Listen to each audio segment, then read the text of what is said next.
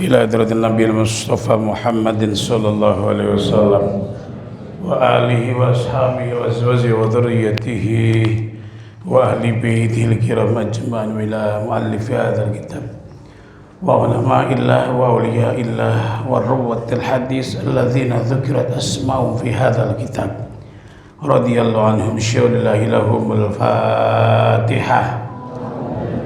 A'udzubillahi bismillahirrahmanirrahim. Alhamdulillahi rabbil alamin. Iyyaka na'budu wa iyyaka nasta'in ihdinas siratal mustaqim. Bismillahirrahmanirrahim. Wa yambaghi lan prayoga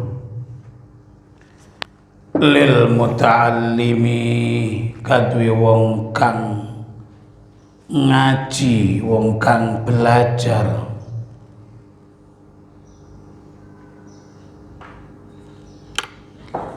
idza waqa'at in dalem ari kalane tumiba atau terjadi di makna bebas bainahu in dalem antarane muta'allim wa baina insanin lan ing dalem antarane menungso apa munaza'atun pertentangan au khusumatun utawa para padu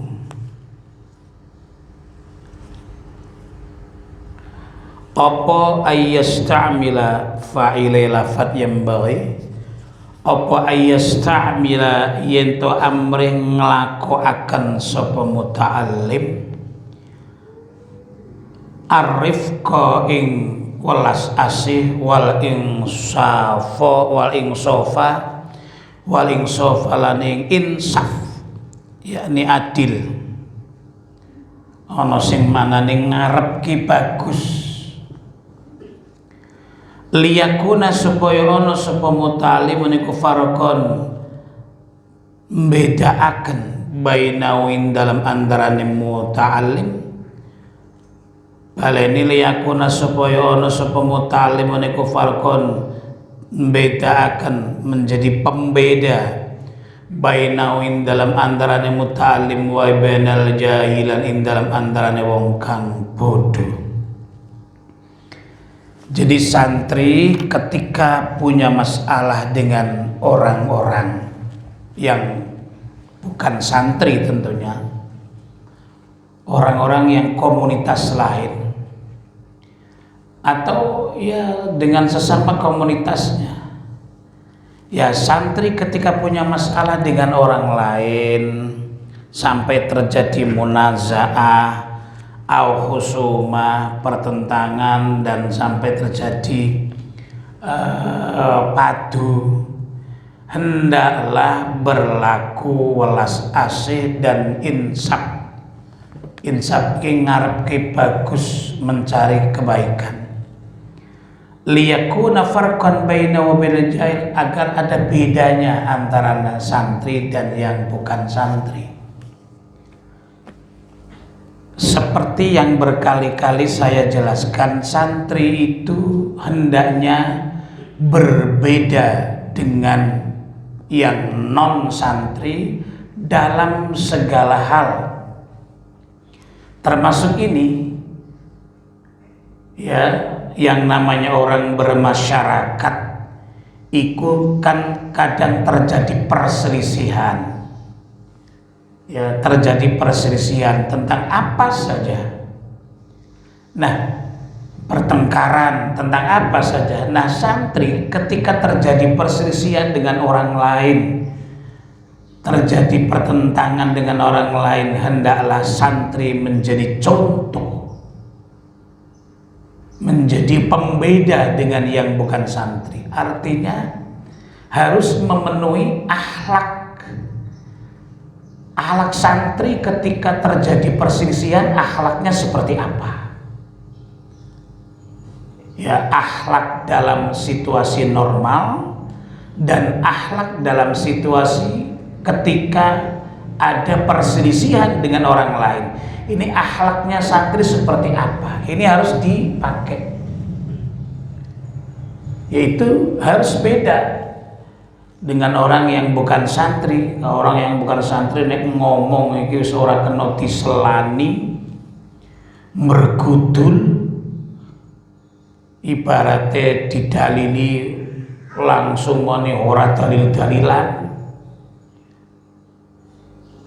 debat kusir. Itu orang-orang yang bukan santri. Tapi kalau santri itu kalau bertentangan dalam satu hal, itu yang dicari adalah kebenaran, insaf, harus beda. Jadi santri akhlaknya ketika dalam kondisi normal dengan sesama orang, dengan sesama manusia seperti apa.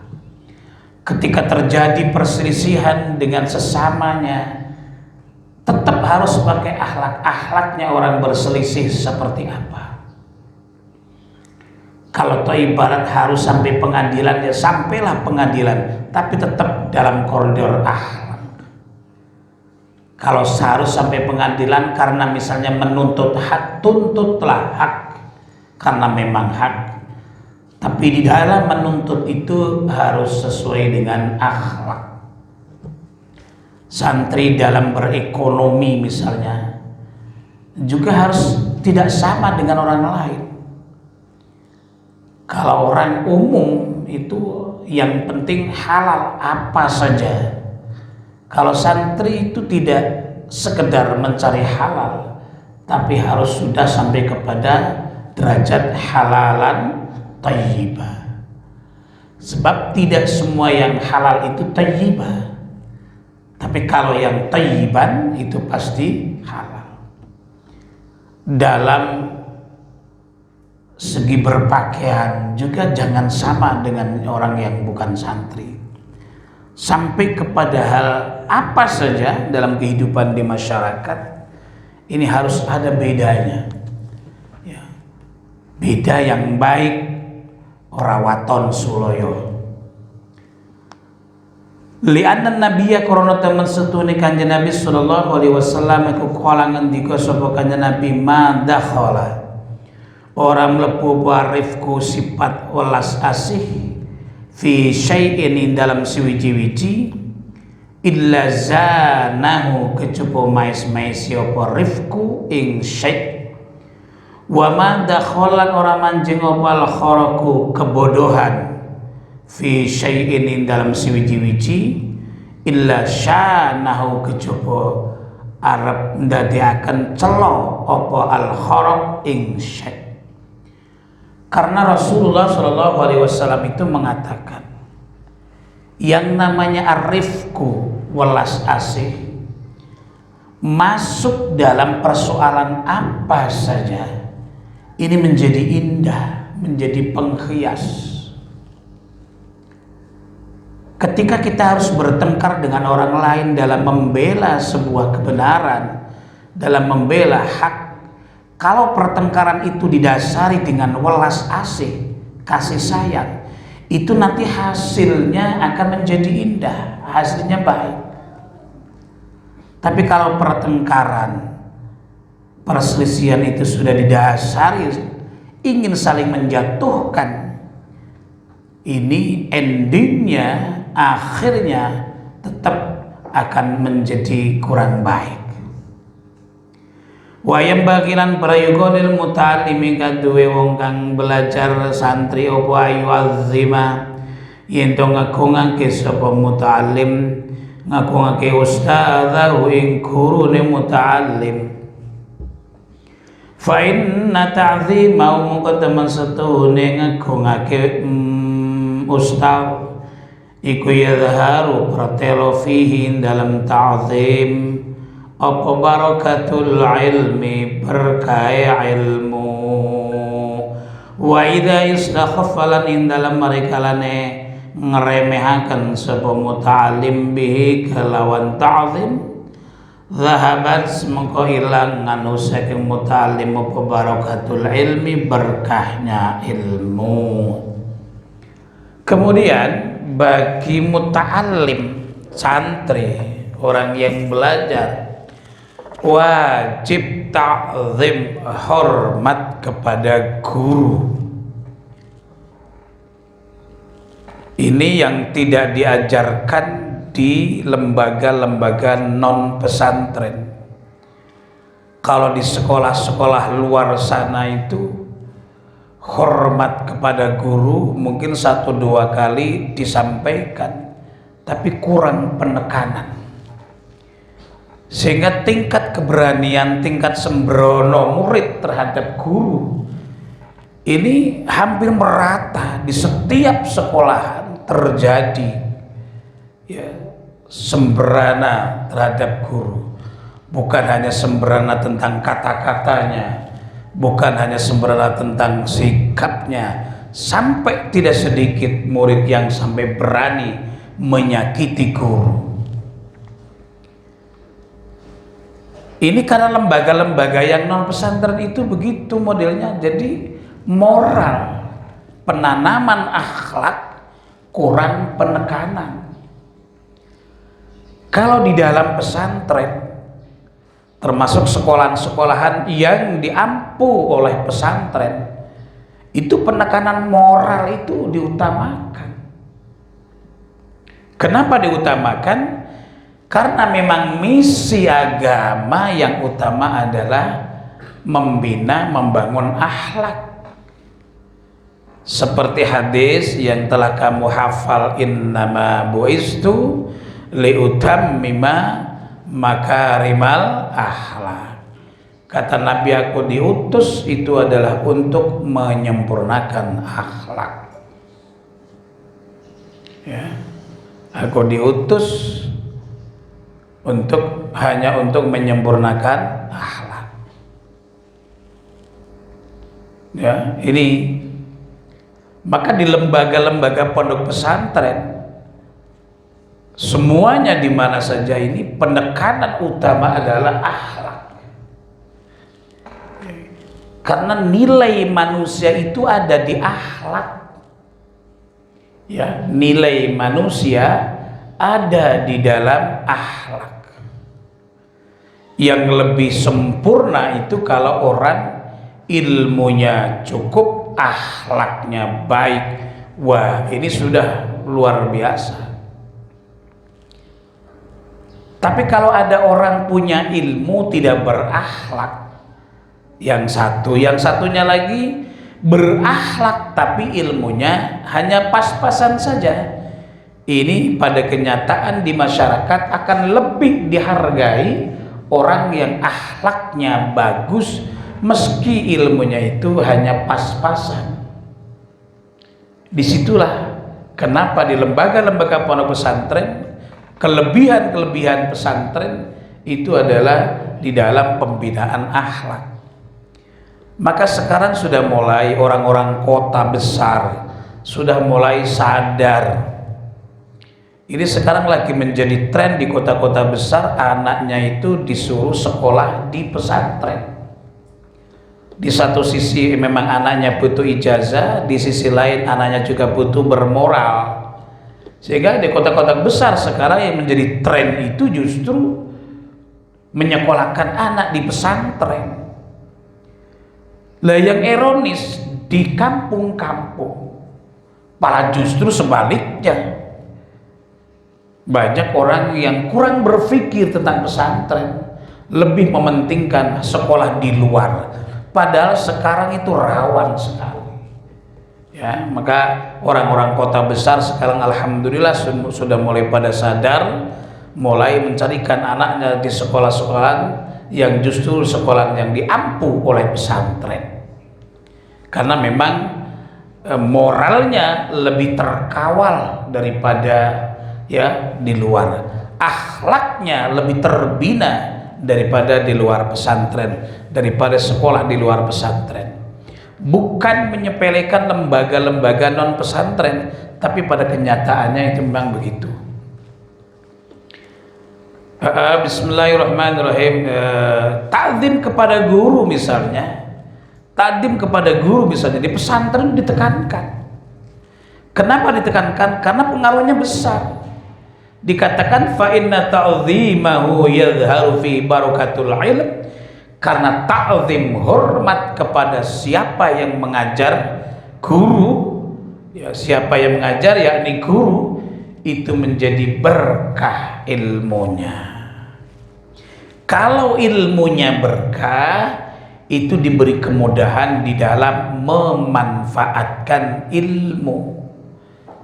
Jadi kalau ada orang misalnya ilmunya banyak, segala sesuatu bisa, apa saja bisa, baca kitab bisa, ceramah bisa, khutbah bisa, pinter dia, tapi moralnya, akhlaknya rusak, ketahuilah itu contoh-contohnya orang yang ilmunya tidak berkah.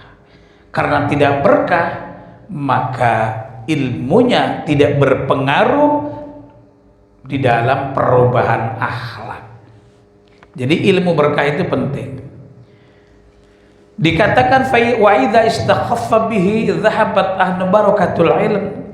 Ketika murid meremehkan, tidak menghormati guru, maka menjadi hilang dhahabat anhu barakatul ilm, hilang darinya keberkahan ilmu. Masya Allah, na'udzubillah tsumma na'udzubillah. Kalau sampai orang punya ilmu tidak berkah, menjadi tidak manfaat, jangankan dimanfaatkan oleh orang lain, dirinya sendiri saja mau memanfaatkan berat rasanya.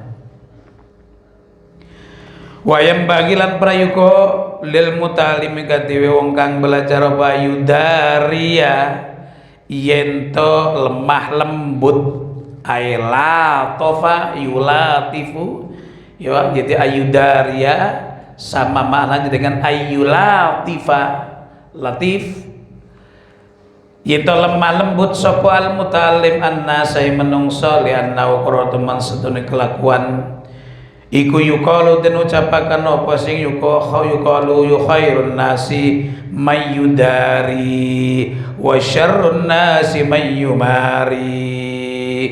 Khairun nasi utawi ala utai bagus-bagus menungso iku man wong sliman yudari kang lemah lembut sapa waman, wa syarrun nasi lan utawi alane menungso iku man wong sliman yumari kang seneng madoni sapa man. Api-apike menungso kuwi menungso sing duweni sifat lemah lembut, tapi alane menungso ki menungso sing tansah senengane patuh. Ono masalah sithik patuh, masalah sithik patuh, ono masalah sithik patuh. Iku alane menungso. Mergo apa? Mergo wong sing jenenge wong patuh pasti jiwanya akan saling terganggu. Sing madoni yo jiwanya terganggu, merasa tidak nyaman dengan orang sing dipadoni, sing dipadoni ya podo merasa tidak nyaman. Ya, jangan semacam itu. Watak santri harus lemah lembut dengan siapapun. Kalau toh misalnya terjadi perselisihan di masyarakat, berselisihlah dengan berakhlak, dengan penuh kasih sayang. Kalau memang harus ke pengadilan, datanglah ke pengadilan, tapi dalam koridor akhlak, tidak bergudul menang-menangan. Senangnya kan sekarang orang kalau berperkara di pengadilan, sudah jelas-jelas dia itu orang yang salah, mencari pengacara untuk memenangkan perkaranya. Ini sudah tidak beres, tidak benar. Dan itu bukan akhlak Islam. Kalau Islam itu mengajarkan kamu berperkara di pengadilan, kalau memang salah, akuilah salah. Itu urusannya akan cepat selesai dan lebih mudah. Kalau menang-menangan yang terjadi nanti menjadi bulan-bulanan para pengacara. Seperti bintang-bintang film itu kan sering sekali hanya persoalan tengkar sedikit ngundang pengacara. Oh, pengacara ini ambil kesempatan, tahu bahwa ini orang berduit. Yang lucu ya, dengan lawan yang digugat itu, si yang menggugat dan yang tergugat itu pengacaranya sudah kong kaling kong, dan nanti kamu gini ya, yang penting keluar duit saja. Ini gak sedikit sekarang yang menggugat, pengacaranya yang menggugat dan pengacaranya yang digugat, tergugat itu, ini di belakang kadang kong kaling kong untuk terus memperpanjang masalah agar terus menerus keluar duit. Itu akibat daripada di dalam berperkara tidak menggunakan akhlak Islam. Bismillahirrahmanirrahim. Wa yuqalu lan ucapaken apa sing yuqal innama yang tafiu ang bisa ngalam manfaat sapa muta'allimu wong kang ngaji, wong kang belajar bikalamil alimi kelawan pengandikane wong alim idza kana indal marikalane ana sapa idza kana indal marikalane ana iku fil muta'allimi dalam wong kang belajar, wong kang ngaji apa salasu hisalin telu pira-pira tingkah. At-tawaddu kurang alif, at-tawaddu siji tawaddu fi nafsihi dalam awak dhewe ne muta'allim, wal hirasu lan lupa itu penuh cinta, penuh semangat, lupa alat ta'lumi ngatasi ngaji, wa ta'zimu lan ngagungake lil alimi marang wong kang alim, fabitawadui mengko kelawan lantaran tawadu'e muta'alim yang jauh arep berguna bermanfaat fi dalam muta'alim apa ilmu wa bihirsilan sebab lupane muta'alim yastakhriju arab berdadi metu pala ilmu wa bita'zimi lan sebab ngagungake alim yasta'tifar pala sopala ulama biro-biro ulama. Dikatakan innama yantafi'ul muta'allim bi kalamil alim idza kana fil muta'allimi thalathu hisalin. Ilmu bisanya manfaat atau santri bisanya mengambil manfaat dari dawuh-dawuh guru. Itu santri harus memiliki 3 perilaku. 1 at-tawadhu fi nafsih, tawadhu. Kalau santri sampai di dalam hatinya ada 1 butir ketakaburan terhadap guru, naudzubillah, sulit untuk bisa menerima manfaat dari dawuh-dawuh guru.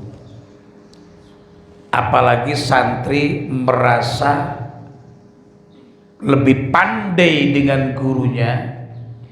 Ini kalau tidak hati-hati bisa takabur. Bahwa kalau santri itu santri-santri kabeh nek iso kowe iki ngelmune melebihi gurumu, kowe iki nek iso ngelmumu melebihi aku berlipat-lipat nek iso. Ya begitu. Usahakan kami itu bisa melampaui guru, tapi dengan tetap bertawadhu kepada guru. Sekarang kamu itu ilmunya insya Allah sudah banyak yang bisa melampaui guru-gurumu di kampung masing-masing. Guru-guru ngaji yang pemula-pemula itu yang ketika kamu masih dalam kondisi pemula, mulang abatasa, mulang ikro, mulang kiroati dan seterusnya, mungkin ilmunya kamu sekarang sudah lebih pandai. Ya, meskipun kamu sudah lebih pandai, kamu harus tawadhu, kamu harus hormat. Sehingga saya pesankan ketika kamu hendak menjenguk rumah, pulang dari pesantren ke rumah, yang pertama harus kamu temui adalah orang tua kalau masih ada. Yang kedua adalah guru-guru yang dulu mulang ngaji kamu segera sowani dan mintailah doa dan berkahnya. Apa ada berkahnya sih Pak, wong wis pinter aku? Lah itu, ketika kamu sudah merasa semacam itu, ini yang tidak baik. Kamu merasakan atau kamu menganggap bahwa guru-guru ngaji kamu di kampung-kampung kamu tidak ada berkahnya, ya tidak bisa dapat berkah kamu. Na'udzubillahi min dzalik. Santri Manggisan tidak model begitu itu. Setinggi apapun ilmu kamu, dulu guru-guru ngaji di kampung-kampung itu harus cium tangan kamu, harus hormat kepada mereka. Berkah itu menjadi penting. Satu. Yang kedua, wal hirsu ala ta'allumi, lupa mencintai apa yang dipelajari. Ini kunci utama bisa berhasil. Sesulit apapun pelajaran, kalau kamu di dalam hatinya mempunyai rasa senangnya luar biasa, akan mudah difahami karena otomatis akan usaha terus. Sesulit apapun dihafalkan pelajaran, kalau kamu di dalam hatinya punya semangat tinggi, punya kecintaan terhadap pelajaran itu, ini sangat membantu untuk mempermudah kamu menghafal. Ya contohnya yang mudah itu nyanyi-nyanyian itu. Nyanyi-nyanyian misalnya sholawat, itu kan baitnya kan panjang. Kami itu nggak menghafal, nggak sengaja menghafal, kadang cuma mendengar-dengar saja, itu saja hafal kok. Kenapa? Karena mendengarkannya itu dinikmati betul, menikmatinya. Ya seperti zaman sekolah, kalau di sekolah itu dulu itu ada pelajaran yang paling tidak disenangi murid, yaitu pelajaran matematika. Weruh gurune wis mblenger. Orang guru wis mblenger iki yo langsung belajar matematika wis kabeh wangel. Sama dengan di pondok. Sing paling rubes ngaji niku, sing paling repot ngaji nahwu shorof. Weruh guru nahwu shorof kira rasane iki wis rasane ora semangat kabeh. Ya wis mlebu kelas kamu ya tidak akan mendapat pelajaran. Syaratnya harus semangat. Wah, iki Pak Guru Shorof, iki Pak Guru Nahwu, iki wah senang aku belajar, senang, wah semangat, sehingga kamu ngapal itu terbantu, ya, terbantu. Paribasan orang ijazah-ijazahan ya manhua, ya rapopo, kadang kan orang sing ijazah ya manhua, ben ngapal kayak gampang Pak, nyun ijazah, iya, tapi itu sekedar donga. Ya, sekedar donga.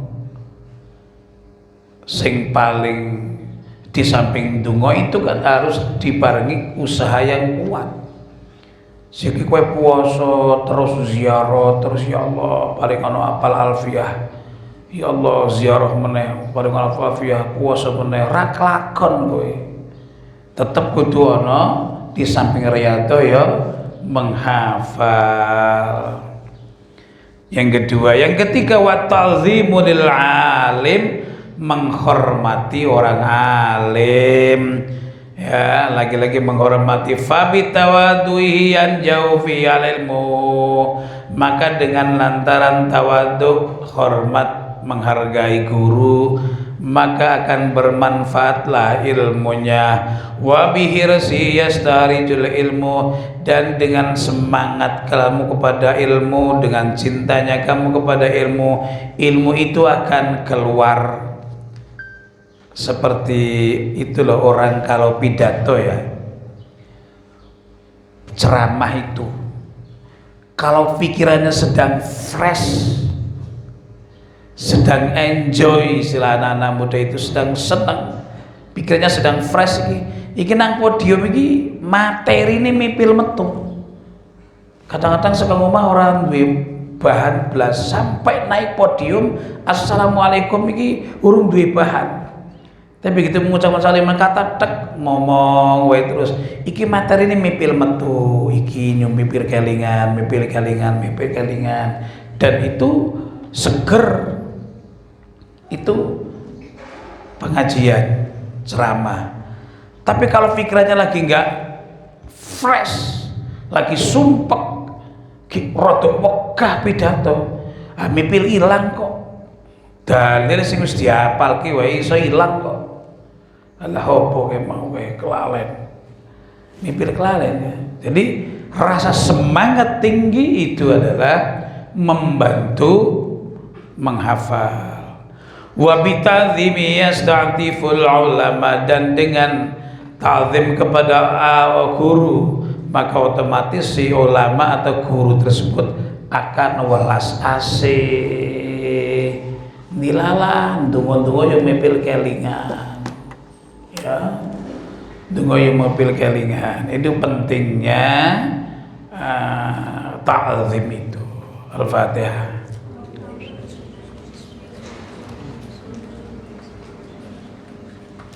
Allahumma sholli wa sallim ala sayyidina Muhammad Iftah qulubana ya Rabbana. Alhamdulillah ya Rabbil alamin.